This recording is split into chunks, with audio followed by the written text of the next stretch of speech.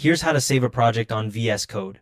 VS Code doesn't have a single save project button like some other editors, so there are a few different ways to save your work depending on what you need.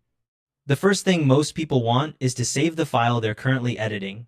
The quickest way is to press Ctrl+S on Windows or Linux, or Command+S on Mac. You can also click the File menu at the top of the window and select Save. Once the file is saved, you'll notice the dot indicator in the Editor tab disappears.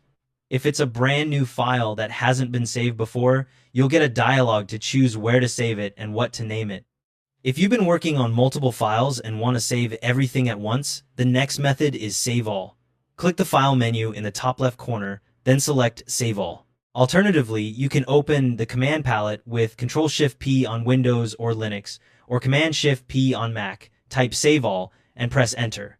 When you do this, all your unsaved files save immediately and all the dot indicators on your editor tabs disappear. This is useful when you're wrapping up a work session and want to make sure nothing gets lost. Now, if you're working with a multi-folder setup or you want to save your workspace configuration, things like which folders are open, your settings, and your layout, you'll want to save the workspace itself. Go to File, then Save Workspace As. Choose a location and give your workspace a descriptive name, like my-project.code-workspace. Click Save.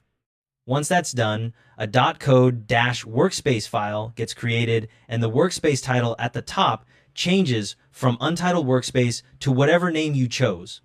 You can then open that workspace file later to get back to this exact setup. The last method is to enable autosave, which means you never have to manually save at all. Click File, then Autosave to toggle it on. Or you can open settings with Ctrl+, on Windows or Command+, on Mac, search for autosave, and set the mode you want after delay, on focus change or on window change. With autosave enabled, your files save automatically and you'll never see those dot indicators because everything saves in the background. VS Code treats folders as workspaces rather than traditional projects, so which method you use depends on whether you're saving individual files, all your work, or the workspace setup itself.